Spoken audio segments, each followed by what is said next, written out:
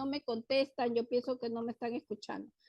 Bueno, el tema que vamos a hablar a continuación, vamos a ver todos los problemas que se pueden presentar cuando el paciente recibe una transfusión de un hemocomponente de la sangre. Este capítulo corresponde a las llamadas reacciones transfusionales. Entonces vamos a ver que en realidad siempre se dice que la mejor transfusión es la que no se hace. Entonces para eso primero hay que considerar si es que la indicación de la transfusión está adecuada, porque como vamos a ver, existen muchos riesgos, tanto inmediatos como tardíos, que se pueden presentar en un paciente por recibir alguna transfusión de un componente de sangre. Entonces, en primer lugar, vamos a definir qué cosa es una reacción transfusional. Se considera que es un efecto desfavorable que puede aparecer en un paciente durante o después de la transfusión de algún hemocomponente de la sangre. Cuando hablamos de hemocomponente, ya ustedes sabrán, bueno, vamos a hablar en la mañana, nos toca creo que cursillo en relación a lo que es hemoterapia, ¿no? Acá vamos a hablar sobre las consecuencias nefastas que porque puede incluso llevar a la muerte al paciente si es que se presenta una reacción. Entonces, cuando hablamos de hemocomponentes, bueno, ya ustedes saben que estamos hablando de la sangre total, que ya prácticamente no se usa a nivel mundial, se fracciona la sangre, el paquete globular, el plasma que puede ser fresco, congelado o el plasma simple, y los crioprecipitados, que es una fracción del plasma, y las plaquetas. A estos factores se denomina hemocomponentes. Y eso es importante diferenciar de lo que es el hemoderivado, porque muchos dicen hemoderivados a los que son hemocomponentes. El hemoderivado, bueno, saliendo un poco del tema, corresponde a productos del fraccionamiento, pero de la industria. Por ejemplo, hablo de un hemoderivado cuando estoy teniendo factores de la coagulación, ya como producto terminado, que en realidad es un medicamento que viene liofilizado, o sea, en polvo, que puede ser factor 8, puede ser factor 9, puede ser factor 7, puede haber una unión de varios, o sea, lo que se denomina el complejo protrombínico. A esos productos se denomina hemoderivados. En cambio, en lo que es local, lo que hacemos por fraccionamiento de la sangre en nuestros bancos de sangre son los hemocomponentes, que es lo que vamos a ver en este momento. Entonces, la reacción transfusional se describe porque en realidad nosotros no tenemos una estadística, y eso lamentablemente en nuestro país adolecemos de tener unas estadísticas propias del país. Se describe que a nivel mundial, en los diferentes estudios que se han hecho en varios países, sobre todo los del primer mundo, ocurre aproximadamente en un 3% de todas las personas que son transfundidas. Entonces, quizás en nuestro país me parece que pueda que sea mucho más, porque hablamos de países del primer mundo en donde la hemovigilancia, el control desde el inicio de la selección del donante hasta la transfusión son muy estrictos, y hay normas hay una normativa ya establecida en los estados para precisamente evitar estas reacciones, lo que no hay en nuestro país. A pesar que tenemos un programa nacional de bancos de sangre, los controles de los bancos de sangre no son pues estrictos. Y en segundo lugar, el problema es que cuando se produce una reacción transfusional no se informa, porque si ocurre en el caso, por ejemplo, de las salas de hospitalización, las enfermeras tienen temor de dar la información que debe ser en realidad obligatoria. ¿Por qué? Porque creen Y vamos a ver, estamos hablando de estas reacciones transfusionales como consecuencia de un problema propio del organismo o de la sangre. Pero hay muchos errores que se presentan, por ejemplo, el error y que es uno de los más fatales cuando se transfunde un grupo sanguíneo diferente al del paciente, porque de repente la enfermera se equivocó y le transfundió una unidad que no correspondía. Entonces, por eso es que como son errores del personal en algún lugar en la cadena transfusional, muchos de estos procesos o estas reacciones no son informadas, lo que debería ser una información obligatoria, porque hay un proceso y hay está establecido en los programas nacionales de bancos de sangre cómo se tiene que informar y cómo se debe actuar frente a una reacción transfusional. Entonces, las reacciones transfusionales se pueden clasificar, pueden ser en relación al tiempo en que se presenta, el momento en que se presenta la reacción, o de acuerdo al mecanismo que va a ocasionar esta reacción transfusional. En cuanto al tiempo en el que se presenta, pueden ser inmediatas, aquellas que aparecen antes de las 24 horas de realizar la transfusión, o tardías, aquellas que aparecen días, meses o hasta años después de la transfusión. Por eso es que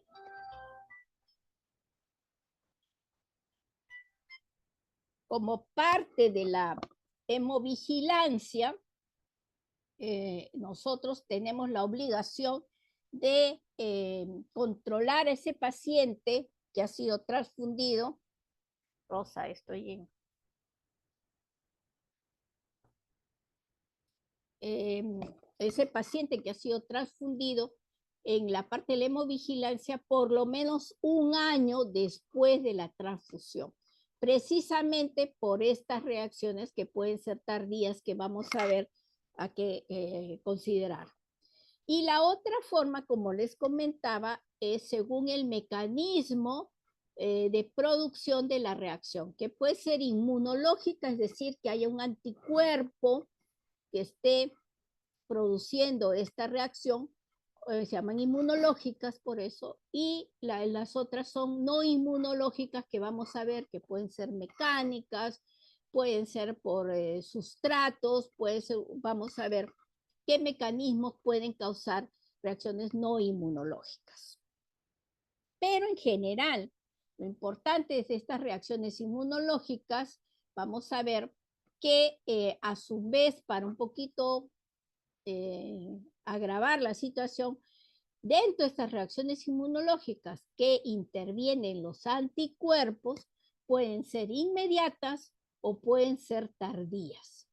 Entonces, ¿qué problema nos trae estas reacciones inmunológicas? Si es que se produce la reacción antígeno-anticuerpo en el glóbulo rojo, va a ocasionar la destrucción del mismo, lo que denominamos hemólisis.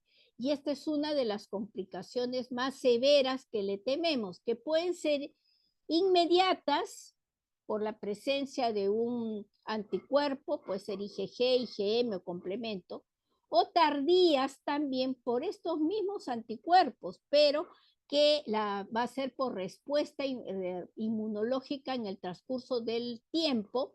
La persona como que se acuerda si tiene inicialmente contacto con un antígeno, pero la reacción no se produce inmediatamente, sino en siguientes transfusiones. En relación a los leucocitos, ¿cuáles son las reacciones inmunológicas asociadas? Son las reacciones febriles, que son las más frecuentes, o sea, transfundo un paquete globular y el paciente comienza a hacer fiebre. Entonces, esto es por anticuerpos contra los leucocitos y eso se produce como una reacción inmediata.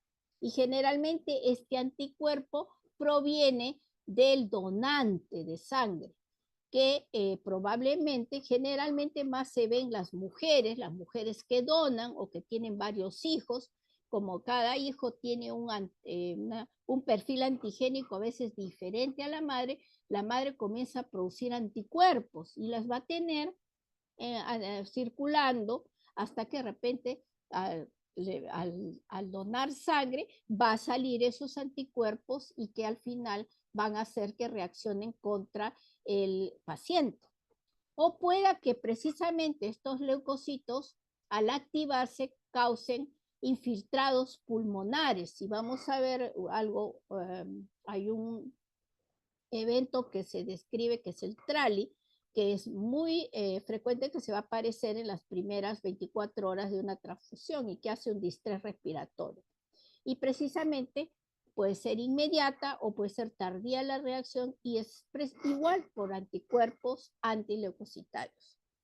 En las plaquetas igual, esta es una reacción tardía, por eso cuando el paciente hace una púrpura, hay que investigar si ha recibido transfusiones anteriormente, o sea, días o semanas o meses antes, porque puede haber una reacción, una púrpura post-transfusional también como efecto antígeno-anticuerpo.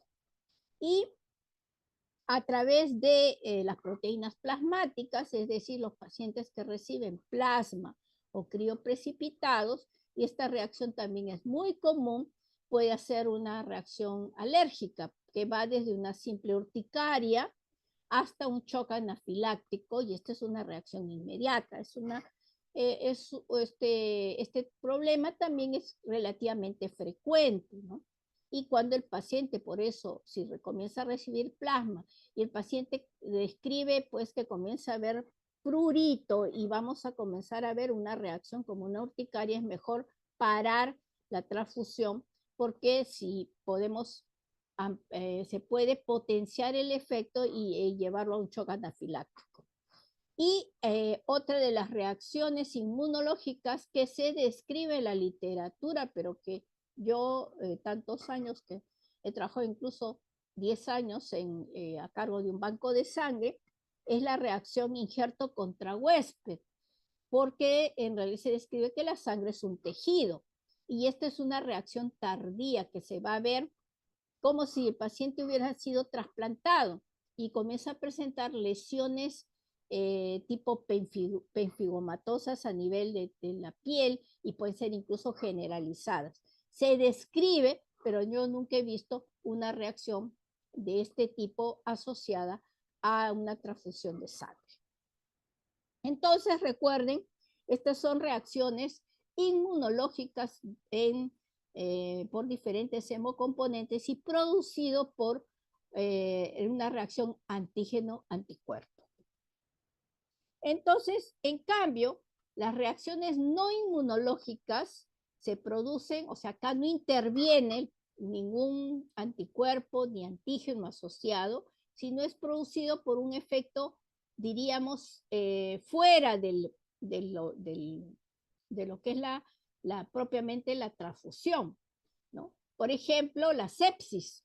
La sepsis puede causar una reacción inmediata. Por ejemplo, si la sangre ha estado y eso parte del proceso, ha estado mal almacenada. Ustedes saben que el paquete globular y la sangre total tienen que estar frías, tiene que estar en conservadoras entre 2 hasta 8 grados, más o menos. Entonces, pueda que el banco de sangre no tenga las condiciones adecuadas o ha ocurrido algo, a veces, sobre todo en las provincias, de repente, donde no hay un control adecuado. Por ejemplo, si en la noche se va la luz por varias horas y no hay un sistema de grupo electrógeno y no hay personal tampoco que esté controlando las conservadoras, y ha habido un periodo de 4 a 6 horas que la sangre ha estado expuesta menos a las temperaturas más altas porque se pierde el periodo de frío, y puede haber una contaminación de esta sangre. Y si esta sangre que empieza ya sirve como un cultivo, ingresa al organismo, no se han percatado, de repente en la mañana llega la luz, el personal llega y ya está prendido, ya piensan que no ha ocurrido nada y le transfunden sangre contaminada y puede hacer una sepsis.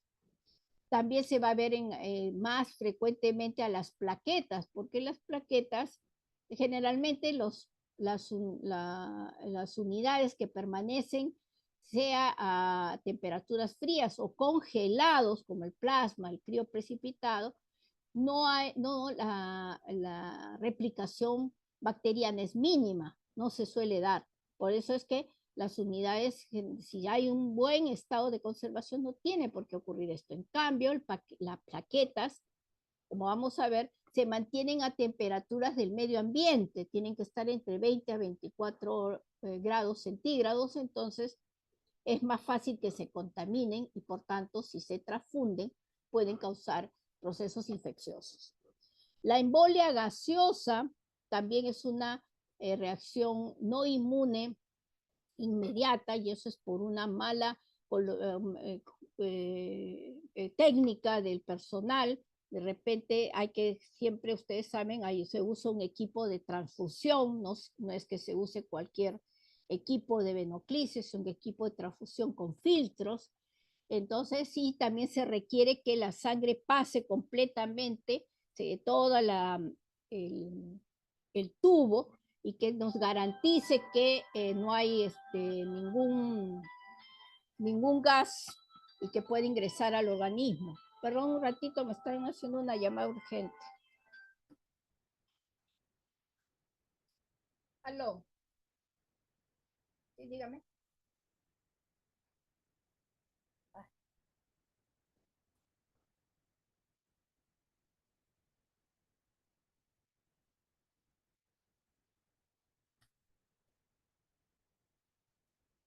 Ya.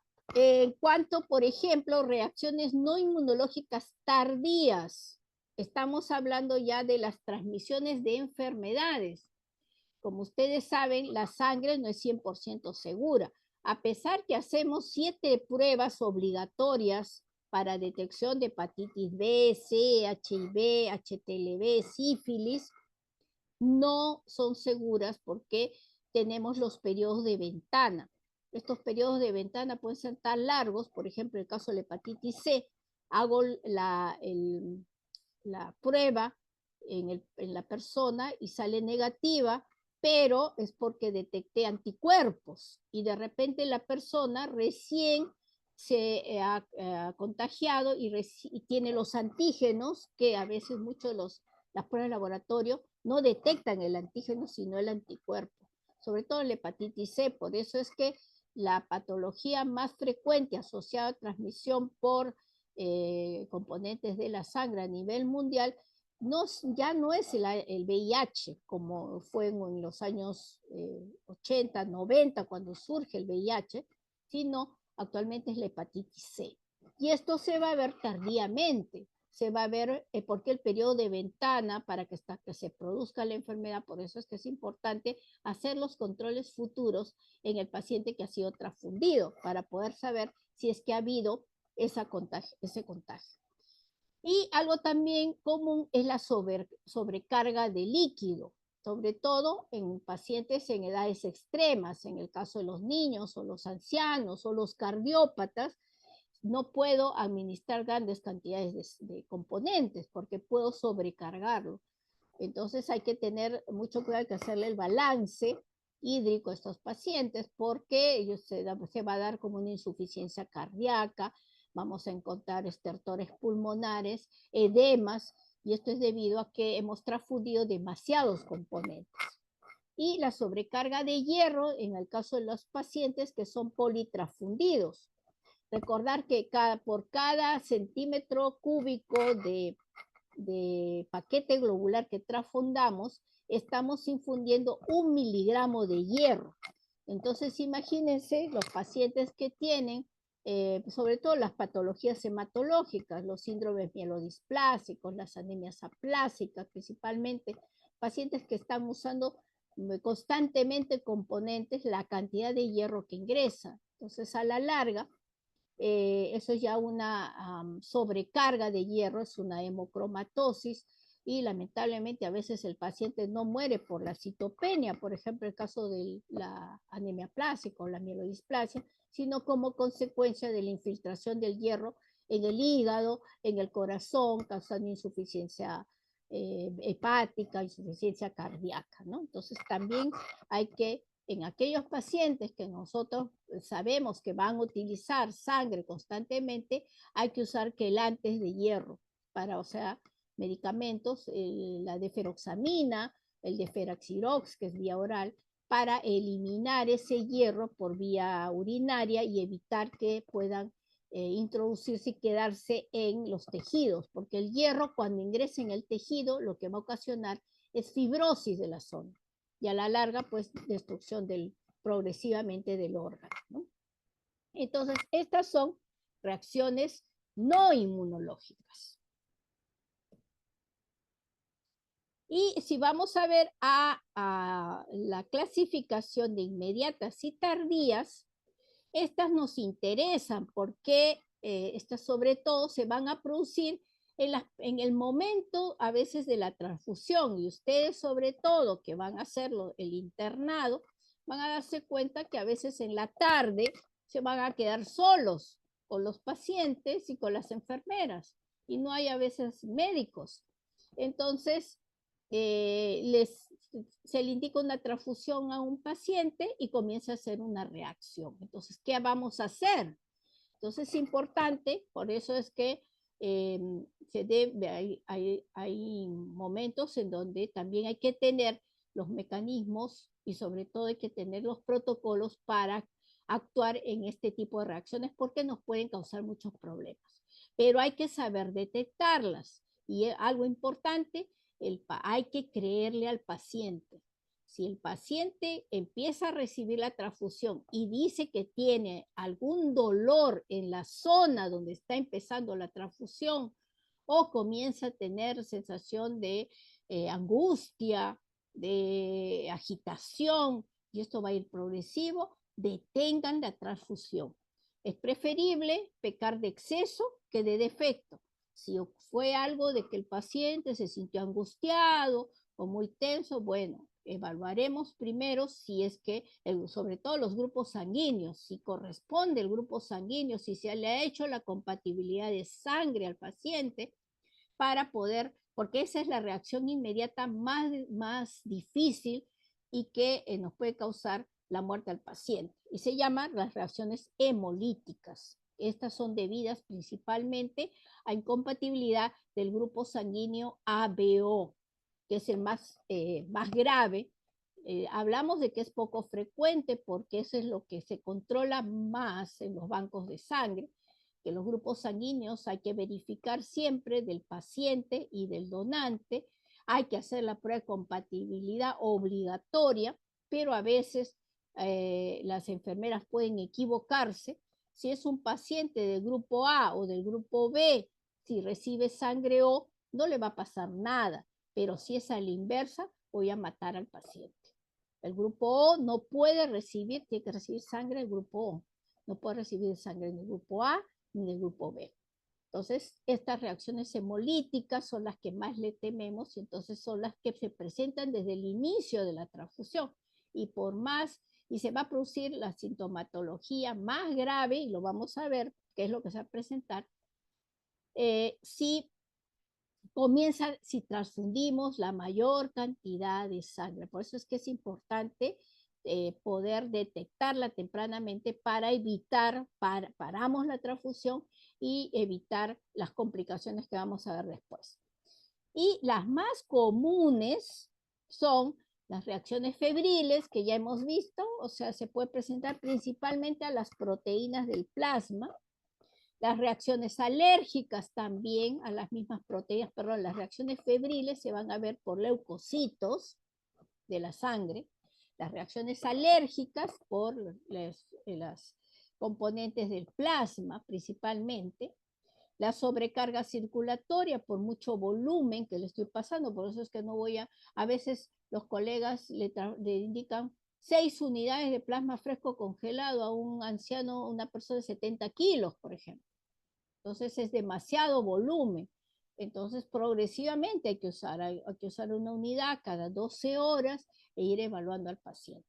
Y el edema agudo de pulmón no cardiogénico, que también se puede ver y esto más asociado a la sobrecarga. Entonces hay que tener cuidado también en pacientes que tienen pues cardiopatías o tienen problemas de tipo respiratorio, que no pueden manejar mucha la bulimia, los renales también, para poder considerar las que puedan tener complicaciones por el volumen que van a recibir. Entonces, hemos dicho que la reacción hemolítica es la complicación más severa. ¿Por qué? Porque la hemólisis va a ser intravascular. ¿Y esto qué significa? Que la zona el más importante se va a comenzar a estallar los glóbulos rojos a nivel periférico y toda la hemoglobina libre se va a ir al riñón. Por eso cuando tenemos una reacción porque hay una incompatibilidad de grupo sanguíneo, le pasé una sangre que no era, el riñón es lo que más se va a afectar. Por eso es que si lo pueda que haya algún error, pero si yo lo detecto tempranamente, va a haber menos complicaciones. Pero si no me percato del error y sigue transfundiéndose el paciente, ese paciente va a tener ya un compromiso renal importante y eso le puede ser causa de morbimortalidad. Entonces, la transfusión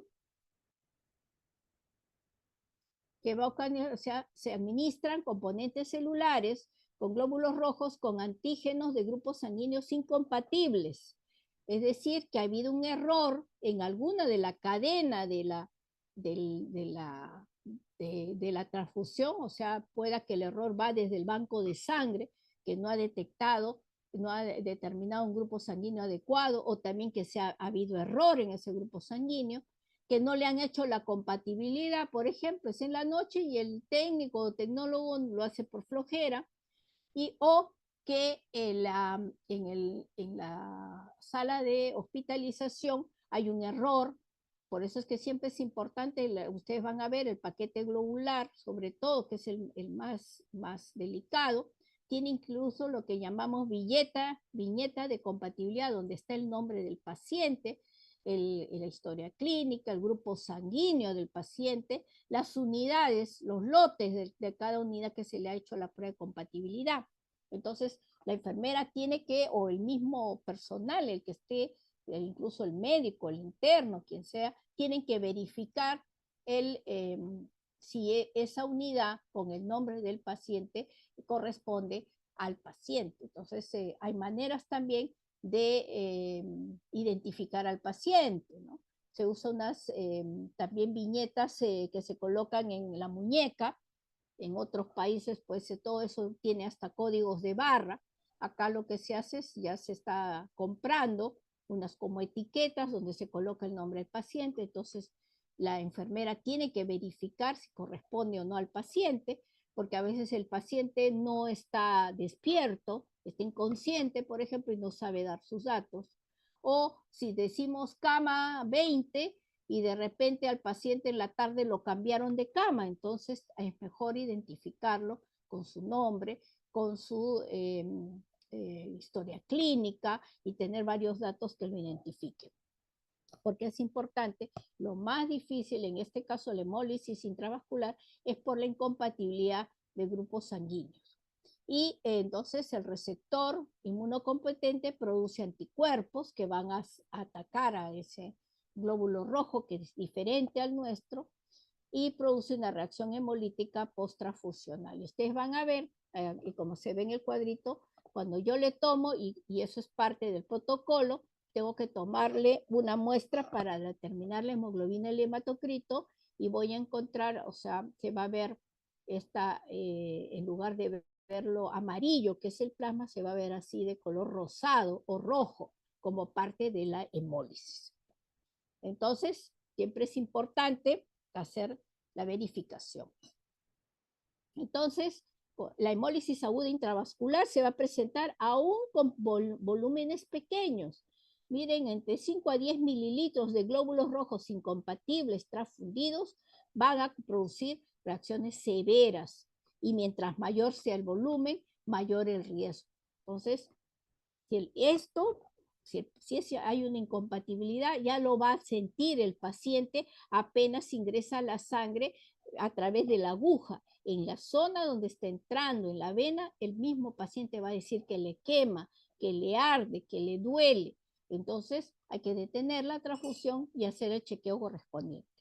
Los anticuerpos contra otros antígenos de grupos sanguíneos en el plasma del paciente. Estos hablamos de la primera parte es en relación al sistema ABO, pero también se puede el paciente tener una incompatibilidad sanguínea por grupos menores.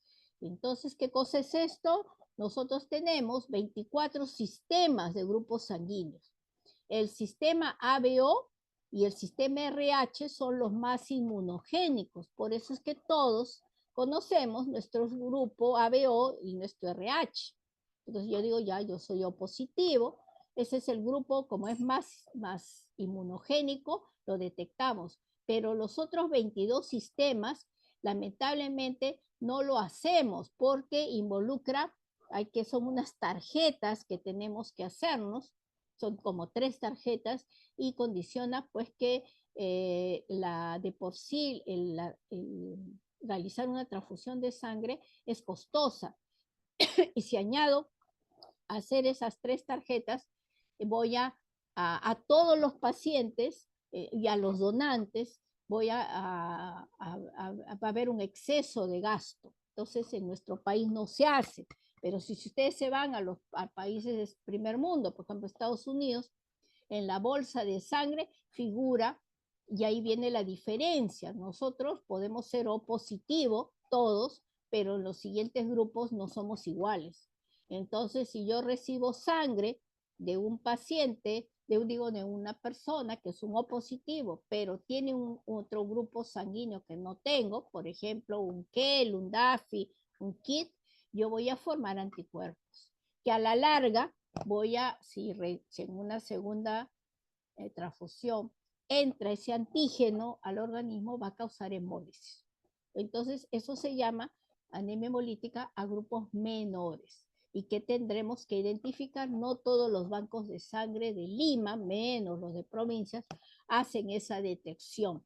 Y es importantísimo, hay que hacer, es un estudio de paneles para determinar hacia qué grupo menor ha producido anticuerpos la persona, ¿no? Y es importante, se va a ver más en las mujeres que tienen varios hijos, esta aloinmunización. Es una aloinmunización por grupos sanguíneos diferentes, ¿no?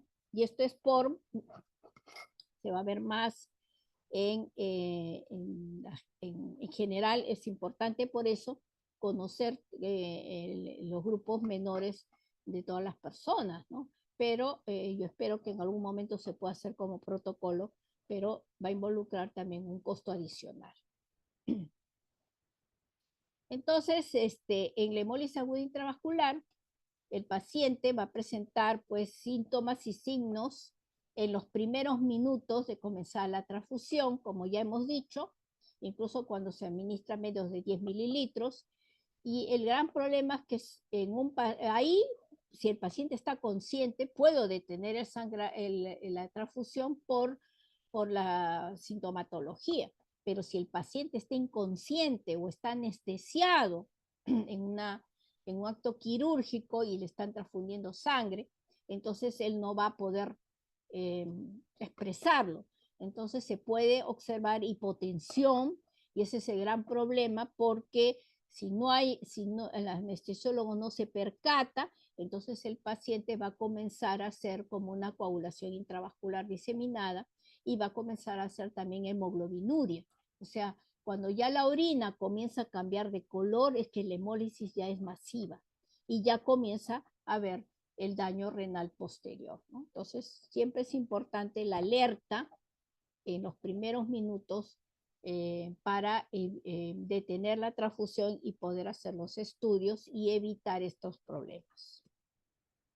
Entonces, el paciente que recibe una sangre incompatible va a tener, como les comentaba, intranquilidad, respiración profunda, dolor lumbar, puede haber fiebre, pero puede haber hipotensión, puede haber rubor facial, Y en los signos va a haber la hemoglobinemia, que es ese color del plasma rosado o medio rojo, hemoglobinuria, que ya saben la orina, que va a ser de un color como el vino tinto, así, medio negruzco diríamos, y comienza a haber pues caída de la hemoglobina por la hemólisis y el incremento de la creatinina porque va a comenzar a haber daño renal. Entonces, sí, siempre es importante las detecciones y estar alerta a los síntomas que pueda presentar ese paciente. Entonces, ¿qué voy a hacer? Siempre es importante, lo primero, la prevención. Tengo que asegurar que la muestra es de sangre y por eso nosotros ya tenemos formularios, y ya ustedes lo habrán visto en las salas, de solicitud de las transfusiones, se debe llenar correctamente, son todos los datos del paciente, también se coloca qué grupo sanguíneo RH tiene, si hay antecedente importante, si ha recibido transfusiones de sangre previas, para ver si hay ya mayor antigenicidad, las mujeres, cuántos embarazos han tenido, porque puede haber una inmunización de las mujeres por sus hijos. Después tengo que tomar una muestra de sangre, tengo que ver la prueba de compatibilidad y lo que estamos comentando, la verificación de la identidad del paciente, etcétera, ¿no? Pero cuando se produce ya el proceso, una vez evaluado el paciente y confirmar la reacción, lo primero que yo tengo que hacer es mantener la presión arterial sistólica por eso es importante tener una vía para poder abrir bien a chorro, si es posible, comenzar a infundir líquidos, principalmente aquí es cloruro de sodio. Y tengo que estimular la diuresis, tengo que mantener una diuresis superior a 100 mililitros por hora para evitar el taponamiento renal debido a que la hemoglobina que va saliendo por la orina en medio ácido se precipita y puede causar el taponamiento renal. Entonces, para evitar eso, tengo que estimular, muchas veces se hace con furosemida, puedo añadir manitol, etcétera, como para estimular la diuresis. Y tengo que vigilar la aparición de la coagulación intravascular diseminada, que eso ya es la fase final si es que se ha transfundido demasiada cantidad de sangre incompatible. Y a veces, lamentablemente, ocurre la muerte del paciente. En el caso de las reacciones febriles no hemolíticas, que son producidas por anticuerpos contra los leucocitos, se suele producir en pacientes que previamente han sido sensibilizados al antígeno del sistema HLA, en aquellos que tienen transfusiones previas o gestaciones. Por eso estaba comentando que estas reacciones debido a anticuerpos al sistema HLA o por múltiples antígenos, generalmente se va a ver en personas que han sido sobreexpuestas. Por ejemplo, aquellas que se transfunden constantemente porque ya hemos visto, no hay sangre que sea 100% compatible con nosotros. Es compatible al sistema BO, pero el resto de grupos menores no, porque no lo estamos detectando. Entonces, va a comenzar a haber formación de anticuerpos contra esos grupos menores o en las mismas gestaciones, como les comentaba, porque pueden tener reacciones por antígenos que los hijos han heredado del padre y que la madre no lo tiene. Entonces, generalmente, por eso digo, las mujeres y aquellos pacientes politransfundidos tienen más riesgo cada vez que se siguen transfundiendo a tener este tipo de reacciones. En cuanto a reacciones febriles, pues va a ser pues, la elevación de la temperatura y los signos y síntomas propios de la elevación de temperatura. Se controla con antipiréticos tipo paracetamol y no suelen ser graves, ¿no? Entonces, hay que tener mucho, no solamente cuidado en manejar la sintomatología. ¿Y cómo voy a prevenir en los pacientes con antecedentes este tipo de reacciones? Puede prevenirse utilizando sangre pobre en leucocitos o utilizando los filtros desleucocitadores, que ya no son los equipos de transfusión únicos, sino que ya son equipos especiales que pueden ser, que tienen microfiltros dentro de una cabina y van a atrapar los leucocitos, porque estos son producidos por anticuerpos contra los leucocitos. Entonces tengo que quitar la mayor cantidad de leucocitos de, en este caso, la unidad de sangre, ¿no?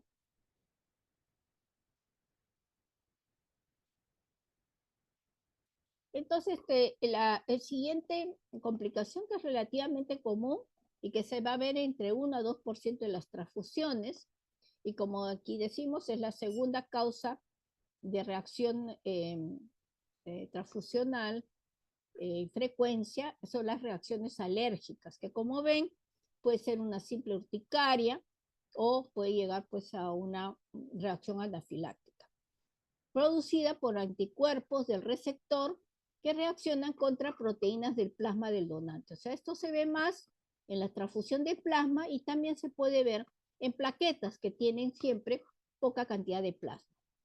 Entonces, ven, es como una reacción, va por un prurito, un exantema, aparece durante la transfusión o después de esta, y vamos a valorar si es leve, de repente, y se detiene si yo uso un antihistamínico o también corticoides, o si ya comienza a excederse demasiado, voy a tener que suspender la transfusión, ¿no? Y aquel que ya hace este tipo de reacción al plasma, es mejor evitar las siguientes transfusiones de plasma, ¿no? Para que no se vuelva a presentar el problema. Pero esto es por las proteínas que no son propias de la persona, del plasma del donante. Entonces, la reacción anafiláctica es una complicación rara de la transfusión de componentes sanguíneos y derivados del plasma, porque también lo puedo ver si le infundo factores, ¿no? Porque es es un producto por el fraccionamiento.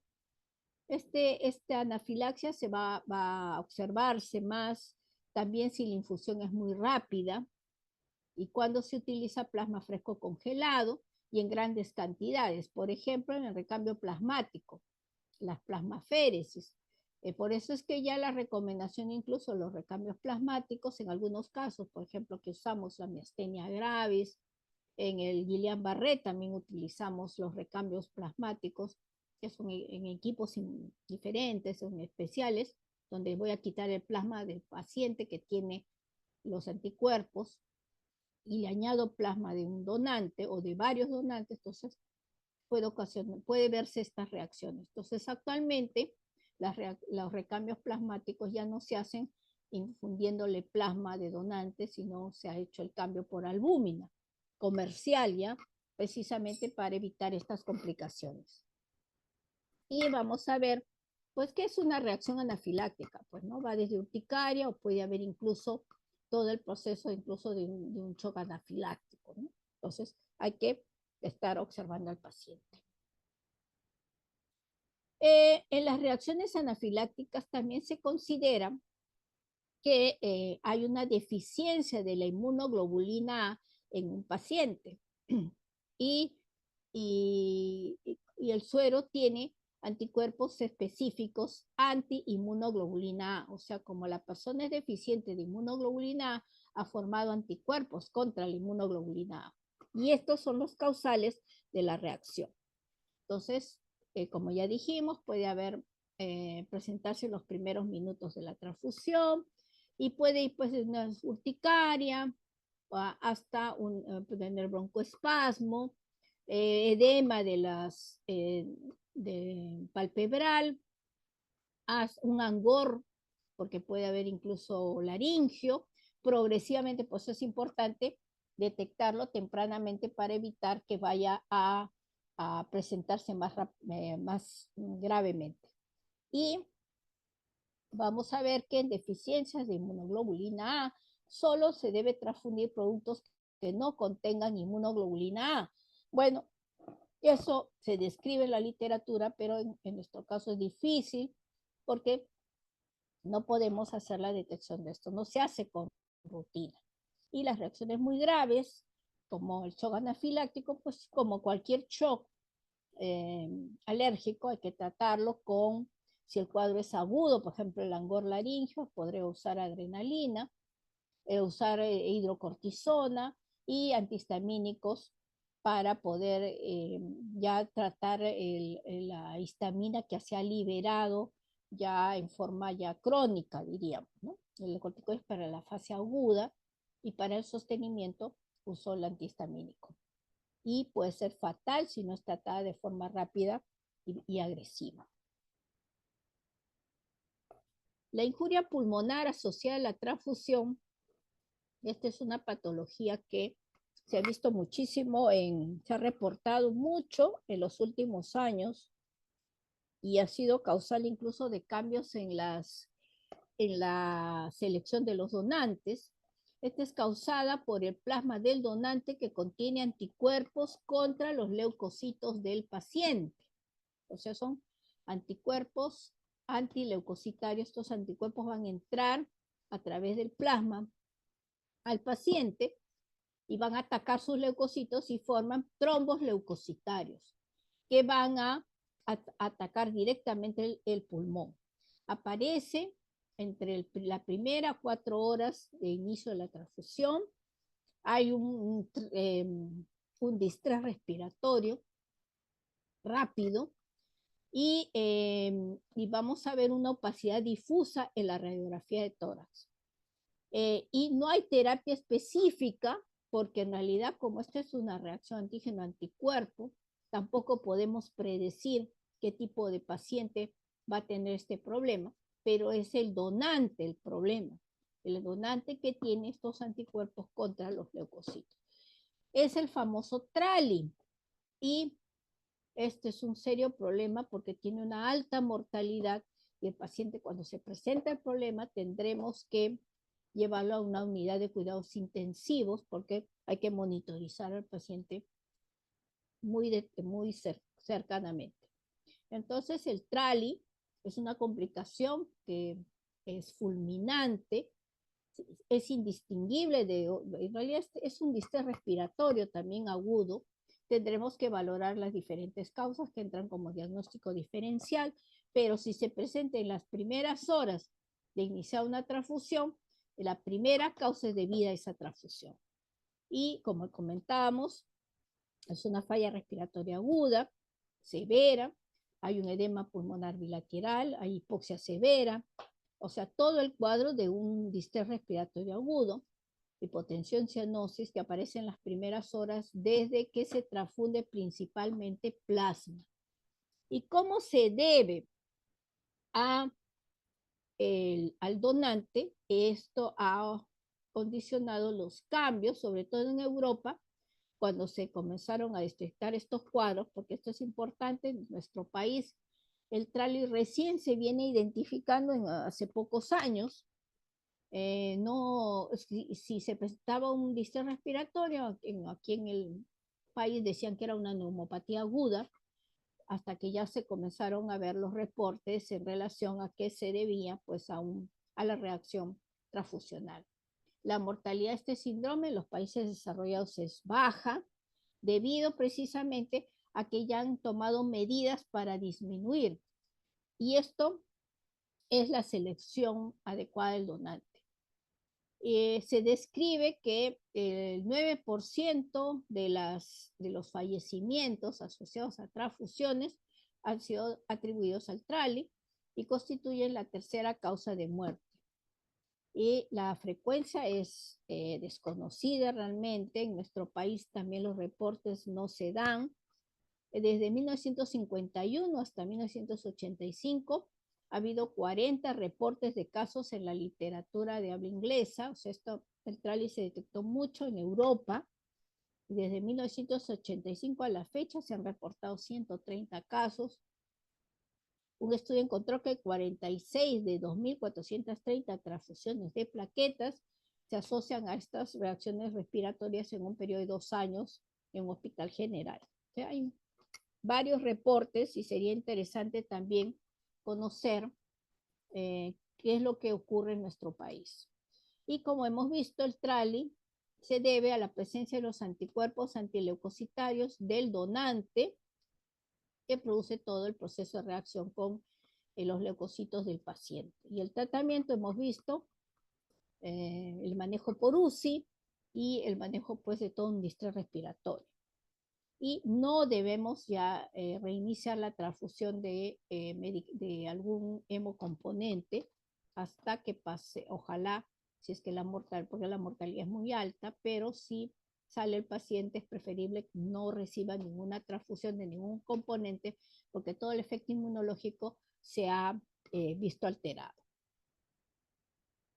Otra complicación, y esta sí es debida, como hemos comentado, a problemas del almacenamiento de los componentes, es la contaminación bacteriana que va a conllevar un shock séptico. Afecta hasta el 0.4% de los glóbulos rojos y entre 1 a 2% de los concentrados de plaquetas. Entonces, como comentábamos, la complicación, el componente que se contamina más frecuentemente son las plaquetas. Y las plaquetas son los componentes de la sangre que viven menos, viven hasta máximo 5 días después de extraída del donante, ¿no? O sea, si la unidad no fue usada a los 5 días, tiene que ser eliminada. Y lo otro, la forma de almacenamiento. Estos componentes son fundamentales para evitar que se contamine. Entonces, aquí es similar a una sepsis. Entonces, aquí también hay que valorar todo lo que es la selección del donante, el proceso de la donación. Por ejemplo, desde la limpieza que se hace a la zona de la piel donde se va a colocar la aguja, ¿sí?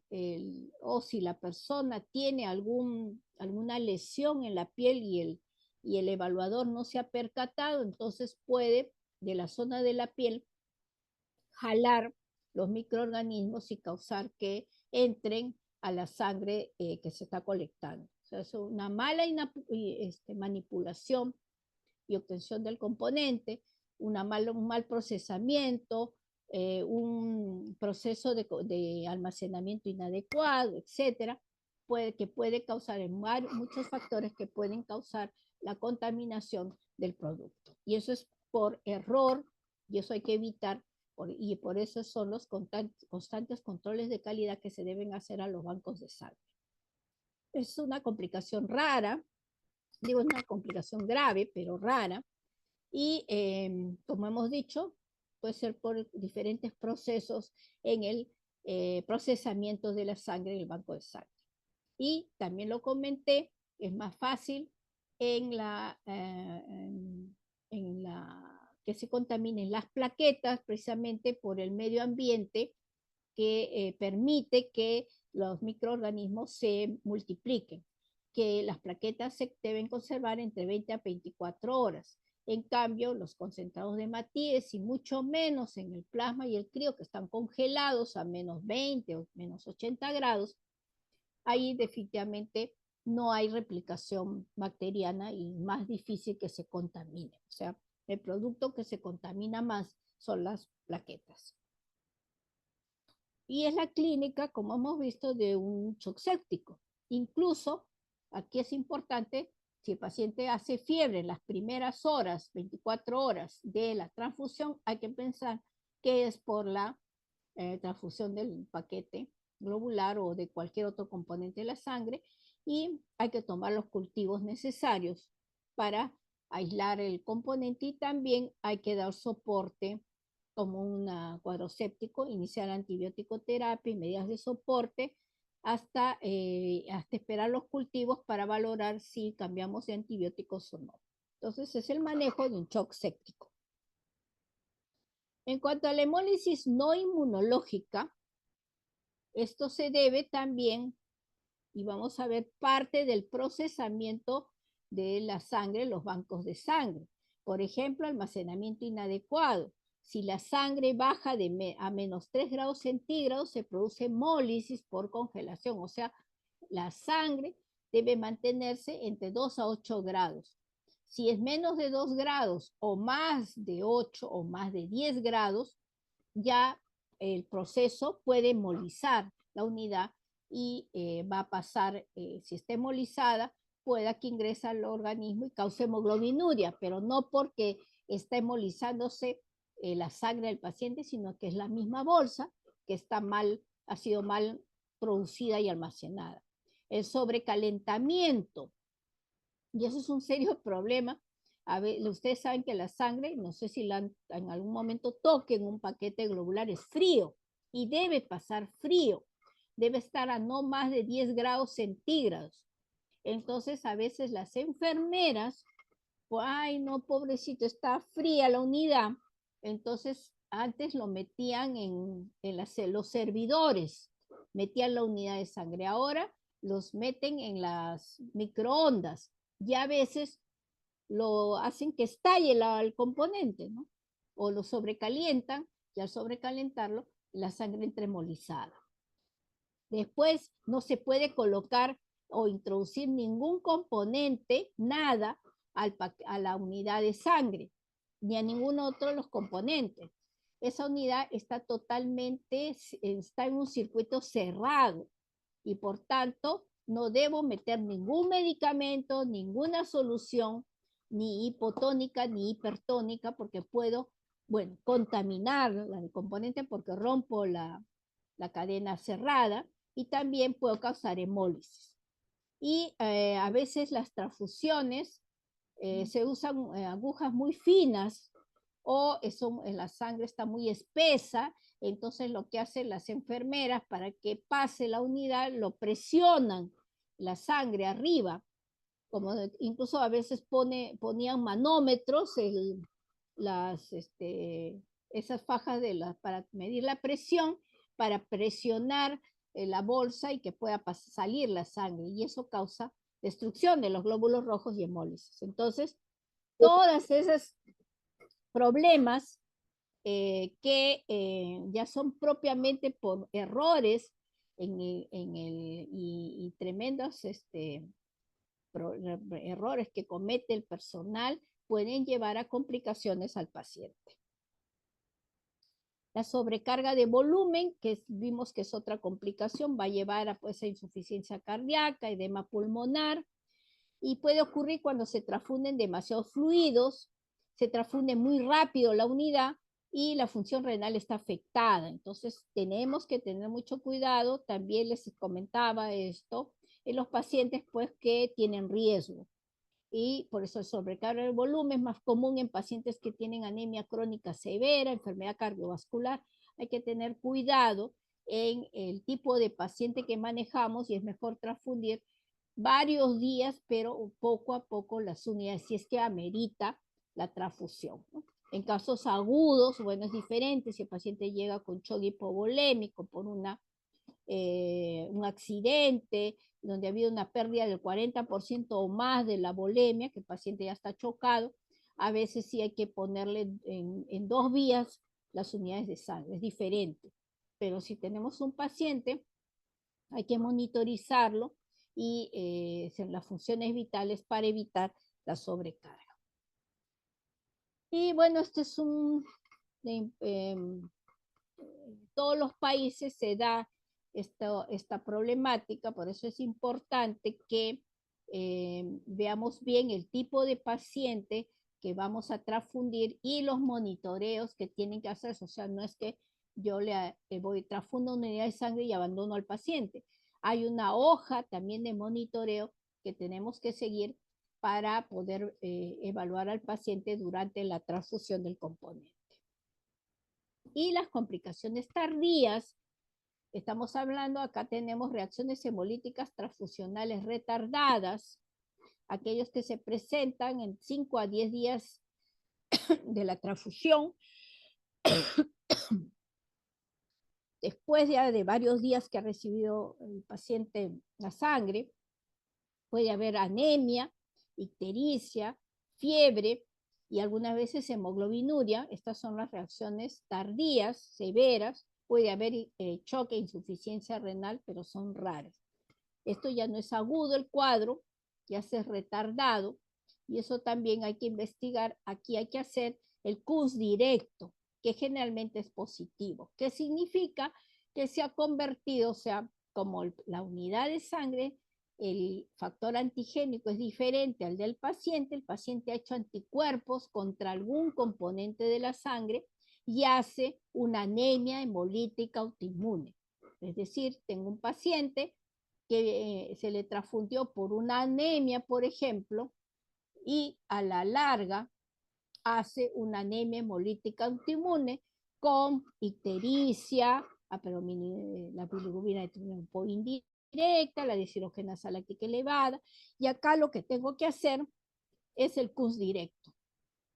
Si es positivo, ya me confirma que estoy frente a una anemia hemolítica, ya en realidad sería autoinmune, pero por una respuesta a es una reacción hemolítica retardada.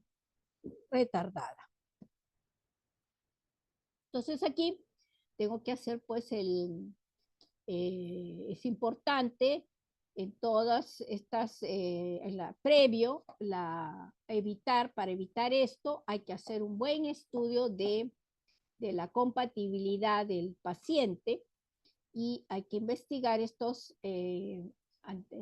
grupos sanguíneos también menores para que si el paciente ya tiene un anticuerpo contra uno de estos, por ejemplo, un anti-JAK, que inicialmente es difícil de detectar al inicio, pero cuando se transfunde y tiene ese antígeno, esa unidad de sangre, puede causar estas reacciones retardadas, ¿no? Que se producen por complicaciones de grupos sanguíneos menores.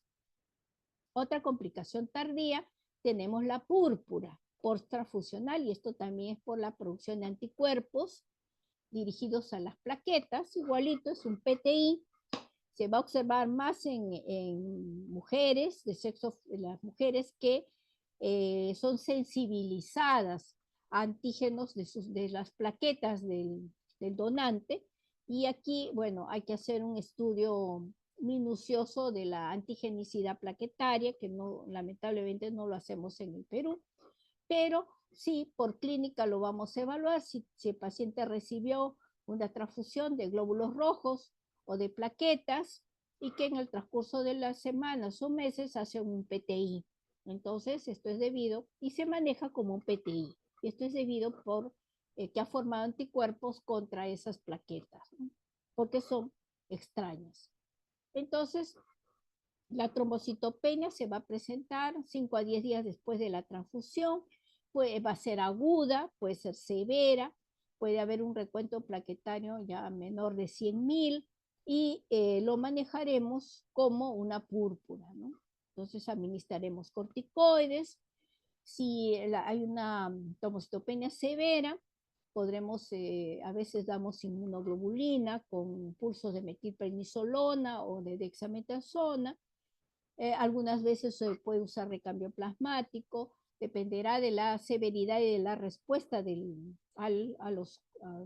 inicialmente a los corticoides y a la inmunoglobulina. Y se trata igual que una púrpura trombocitopénica de tipo inmune, como la idiopática, ¿no? Entonces, es importante el monitoreo pues, de las plaquetas, y hay que observar al paciente y hacerle el seguimiento. Otra reacción tardía, tenemos la enfermedad de injerto contra huésped.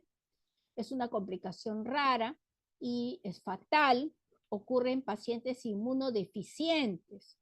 Por ejemplo, aquellos que han sido trasplantados de médula ósea, pacientes que ahí tienen que ser sometidos incluso a una inmunosupresión, pacientes inmunocompetentes transfundidos con sangre de personas con las cuales tiene antígenos de histocompatibilidad compatibles, por ejemplo, si son generalmente consanguíneos las personas. Por eso en el caso de trasplantes de médula, a veces de médula ósea, a veces en el caso, por ejemplo, de leucemias agudas, si voy a trasplantar, a veces se prefiere donantes que no sean familiares directos, precisamente para poder evitar estas reacciones de histocompatibilidad. Bueno, no se conoce la incidencia de esta reacción. Casos se han reportado muy aislados. Como les dije, yo no he visto ningún caso de reacción injerto contra huésped asociado a la transfusión, porque sí lo vemos asociado, por ejemplo, al trasplante de médula. Y aquí la recomendación es la irradiación de los componentes previos, o sea, y eso es ya parte de los protocolos, sobre todo en los inmunodeprimidos, es ideal, y en los pacientes, por ejemplo, que van a ser trasplantados o que han sido trasplantados de médula ósea, los componentes que reciban tienen que ser irradiados para destruir todo este sistema de histocompatibilidad que puede ser la causa de esta reacción.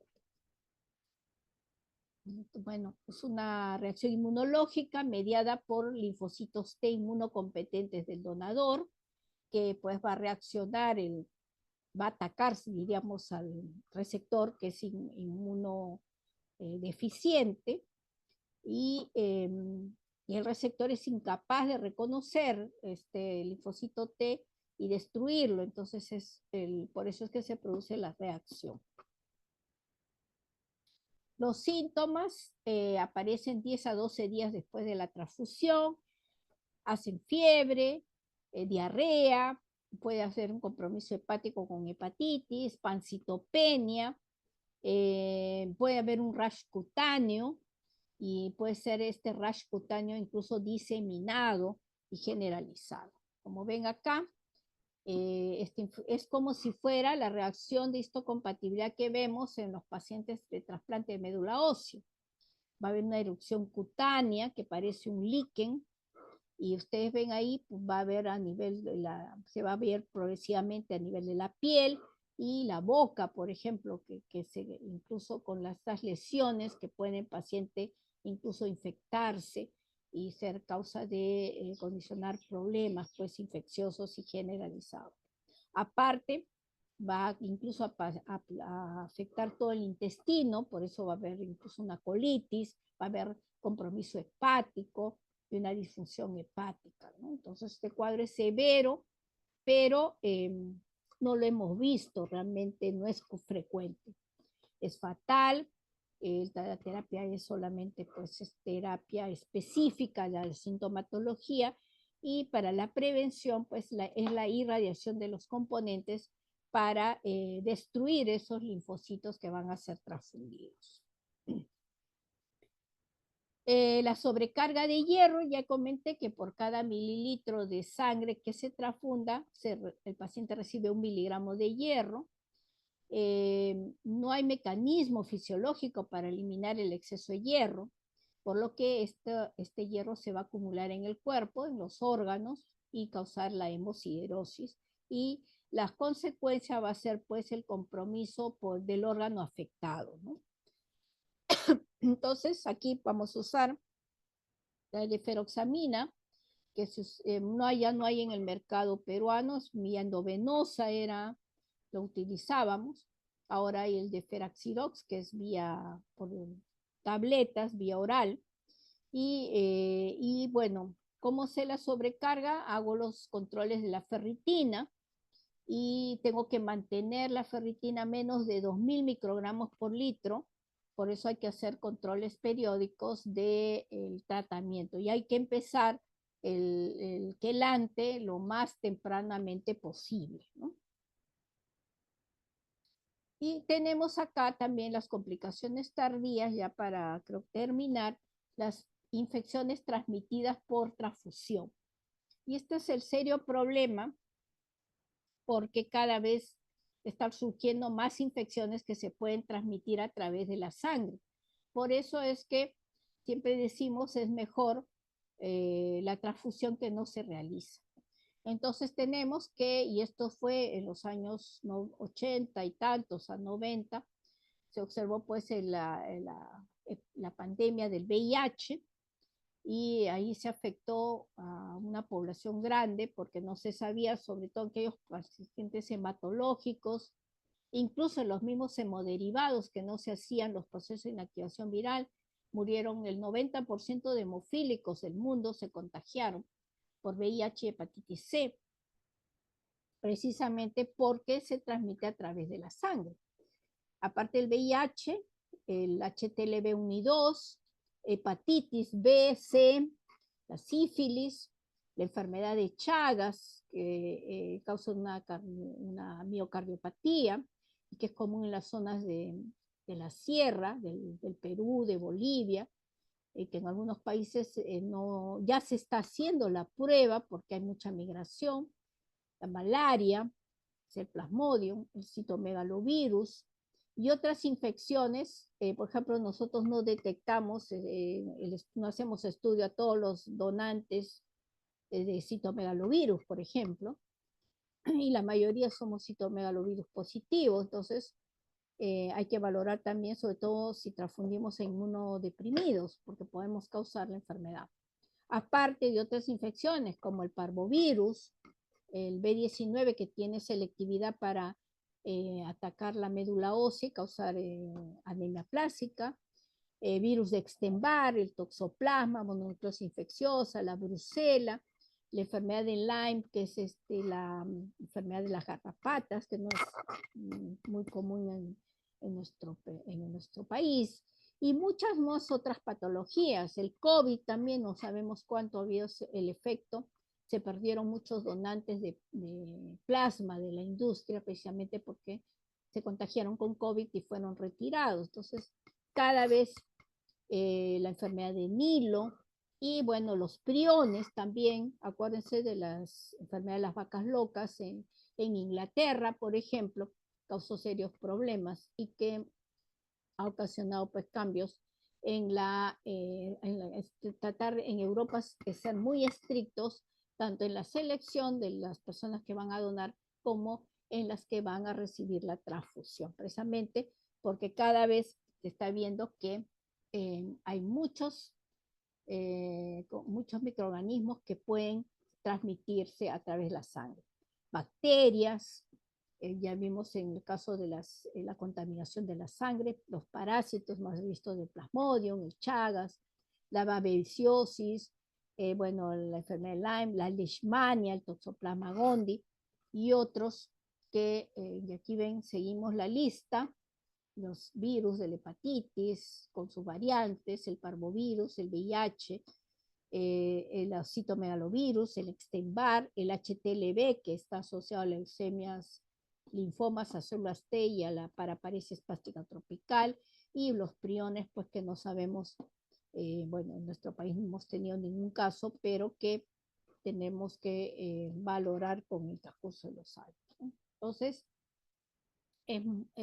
como estamos viendo, hay muchas complicaciones que se pueden dar a través de la sangre. Y por último, en los últimos reportes, la inmunomodulación provocada por la transfusión. Se describe que aquellos pacientes que se transfunden con sangre halogénica, pero no autóloga, o sea, también hay un proceso de donación autóloga, una paciente que va a ser operado, por ejemplo, y que tiene buena cantidad de hemoglobina, puede extraerse su sangre hasta una semana antes de la cirugía, ser reservada para que se le vuelva a poner cuando lo requiera en el acto operatorio. Entonces se denomina sangre autóloga. Y la que en cambio se transfunde de donantes es la halogénica. Entonces se ha visto que aquellas personas en el posoperatorio que reciben sangre o que son operadas de cáncer y que reciben transfusiones de sangre, se ha observado que tienden a tener más infecciones que aquellos que no reciben o metástasis tempranas en el caso de neoplasias, ¿no? Entonces, ¿por qué? Por el efecto inmunosupresor provocado por la transfusión halogénica. Entonces se describe que hay una supresión inmunológica que precisamente condiciona que el microorganismo o la célula neoplásica se disemine.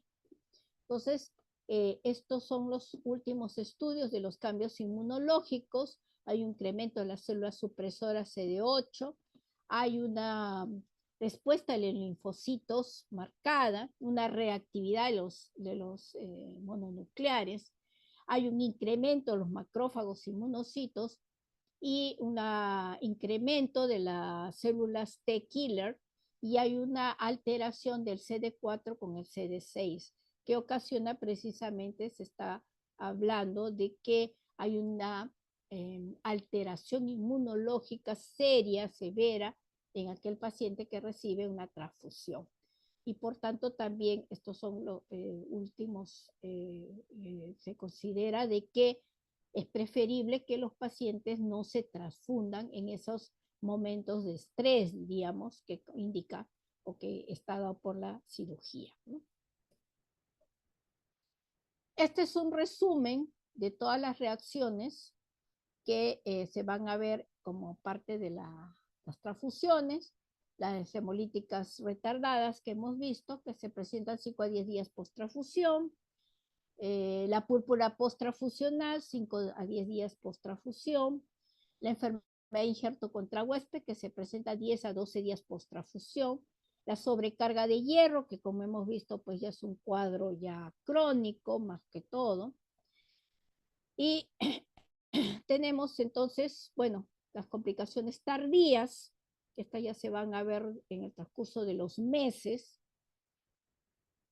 Y esto es lo último, ya vamos a ver el protocolo de la reacción post-transfusional. Si es que el paciente ha hecho una reacción, entonces siempre se tiene que tener una sangre pretransfusional, y eso es parte del protocolo, la sangre del, tanto de la bolsa, una muestra de sangre de la bolsa como del paciente se reserva, se guarda en banco de sangre para compararla si es que se presenta una reacción post-transfusional. Hay que tomar una muestra de orina para ver la hemoglobinuria y se tiene que colectar todo, tanto la bolsa como el equipo de transfusión, todo tiene que ser llevado a banco de sangre para ser evaluado. Y hay que repetir todo. Hay que verificar los grupos sanguíneos, tanto de la bolsa como el donante. Hay que hacer el estudio de la hemoglobina, hay que el perfil de las bilirrubinas para ver si hay incremento de la bilirrubina indirecta. Hay que ver el CUS directo, porque si ya se convierte, si ha habido una reacción hemolítica aguda por anticuerpos, de repente en un futuro se va a convertir en una hemolítica autoinmune y el CUS directo se va a comenzar a positivizar. Repito, la compatibilidad, o sea, necesito verificar si ha habido un error en el banco de sangre, hay que ir empezando que debe repetirse el grupo sanguíneo, ¿no? Para poder hacer la verificación si es que ha habido un error. El CUNS indirecto, en la muestra del paciente y la unidad, porque para ver si ha habido una aloinmunización, y hay que ver el hemoglobina, el hematocrito se comienza a caer como parte de una reacción hemolítica, ¿no? La función renal, la función del perfil de coagulación, porque puede, como hemos visto, iniciarse un CID, y tenemos que hacer el cultivo de la unidad si estamos sospechando que está contaminada. Entonces, todo eso hay que hacerlo cuando se presenta una reacción.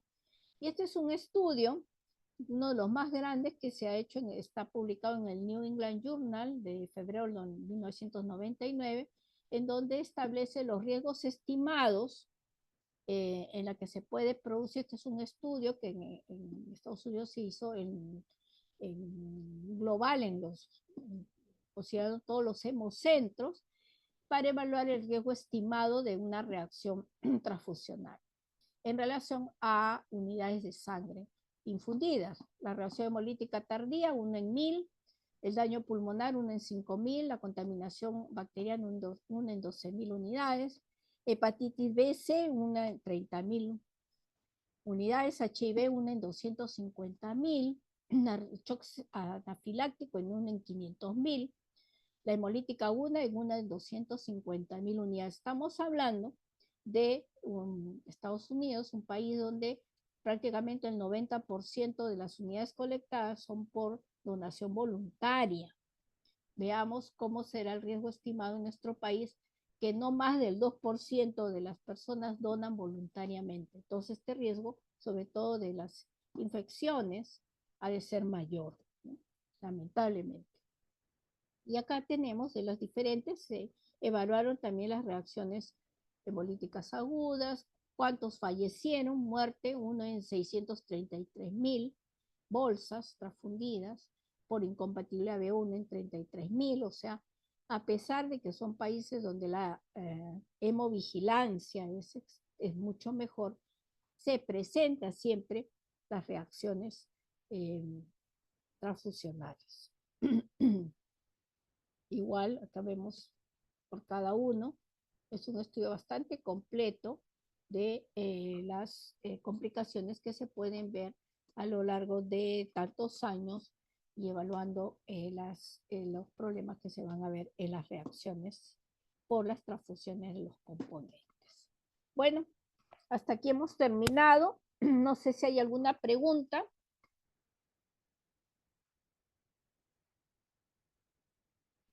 Todo claro, doctora. Bien, entonces ya nos estamos viendo. Bueno, nos toca a nosotros en las mañanas, complementaremos cuando hablemos de los transfusiones hemocomponentes la próxima semana. Bien, chicos, nos estamos viendo. Bye.